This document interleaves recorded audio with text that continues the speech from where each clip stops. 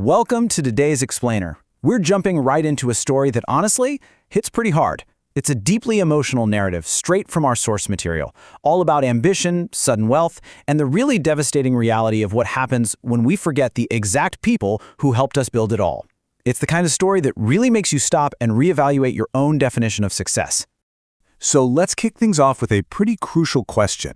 What happens when reaching the top costs you to one who actually built it with you? To see how this dynamic plays out, we're going to follow the lives of a regular couple from New York, Michael and Emma. They started out just like anyone else, working the daily grind, but their journey is about to take us through the highest highs of corporate success and, well, the absolute lowest lows of personal isolation. All right, Section 1, A Dream Built Together.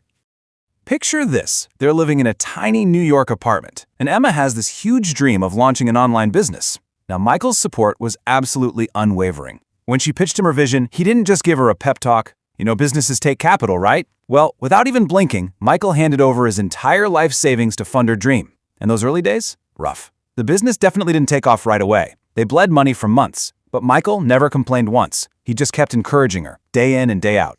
And you know what? That relentless teamwork paid off big time. Emma's online store finally started getting some traction. Within just a year, it was blowing up across the entire country. Fast forward to year 3, that struggling little startup had transformed into a massive multi-million-dollar empire. It was an unbelievable professional triumph. Which brings us to Section 2, The Traps of Success. So, overnight, Emma is catapulted into an entirely different world of extreme wealth and status. Suddenly, she's jet-setting to major business conferences, she's all over the newspapers, doing TV interviews. She moves them into a literal mansion and starts rubbing elbows with ultra-wealthy industrialists and celebrities. But right alongside this huge material upgrade came a much darker shift. Slowly, almost silently, she started to resent Michael's simple, ordinary way of living. He just didn't fit into her shiny new world anymore. That emotional disconnect got incredibly real one evening. Michael, who is just trying to reconnect, makes this really simple request. He asks if they could just sit down and have dinner together, pointing out that they hadn't really talked in ages. And Emma? Barely looking up from her phone, she coldly shuts him down, telling him she only has time for important people. Michael just went quiet. At this point, the gap between them wasn't just a crack, it was a canyon. And this leads us to Section 3, The Painful Separation. Just put yourself in Michael's shoes for a second here. They're at a fancy gathering, completely surrounded by Emma's new circle of elite, wealthy friends. And when it comes time to introduce Michael, instead of proudly acknowledging him as her partner and literally her first investor, she totally dismisses him as someone who just doesn't understand business. I mean, his dignity was entirely stripped away right there. The guy who sacrificed his life savings and held her hand through every single failure was suddenly treated like a total embarrassment. A few months roll by, and Emma decides she wants a separation. Now, Michael didn't fight her on it. He didn't demand his money back or guilt trip her about everything he'd done.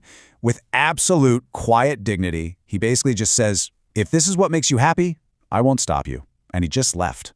He walked away, leaving Emma to fully drown herself in the business she clearly loved more than him. All right, Section 4, The Sudden Downfall. Now, this next sequence of events happens insanely fast. Out of nowhere, a severe financial crisis slams the company. Total panic sets in. Investors yank their money out abruptly, and company shares absolutely plummet. And the media? The same media that was just praising her is now ripping her to shreds. In a matter of months, her multi-million-dollar empire was decimated, leaving her staring at near-complete bankruptcy. And guess what?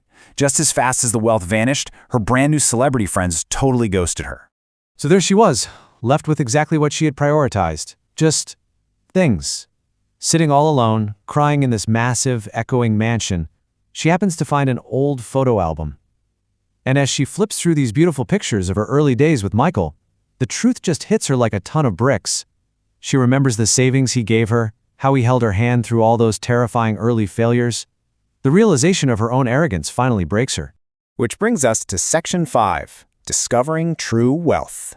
Desperate to fix this, Emma spends days searching for the guy she so casually threw away. And it turns out Michael hadn't gone off to chase billions or seek revenge by building some rival startup.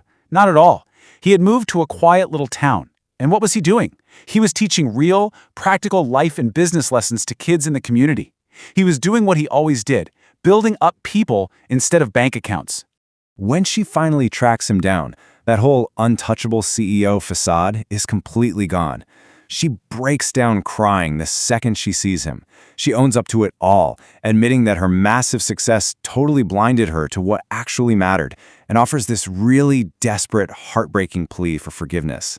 Michael is quiet for a second, but his response? It perfectly sums up who he is as a person. He doesn't gloat about her downfall. Instead, he just offers her grace. He reminds her that, look, everyone makes mistakes. The actual value is in what we learn from them. And it was in that exact moment that Emma finally understood that money, fame, and success really aren't everything. So looking at Emma's journey brings us to the absolute core takeaway of this explainer. She traded true wealth for material success, only to find out how incredibly fragile that material stuff really is. True wealth isn't the cash or the fame you hoard. It's the fiercely loyal people who stand by you when the bottom drops out. Because, as we saw, circumstances can change literally overnight. But true relationships, those are what actually last a lifetime. As we wrap up this explainer, I want to leave you with a thought to really chew on in your own life. Seriously ask yourself, who is your Michael? Who is the person standing right beside you when things were at their absolute worst? And honestly, have you thanked them lately? Really think about it. Thanks for hanging out with me for this one, and hey, maybe take a minute today to reach out to those loyal people in your corner.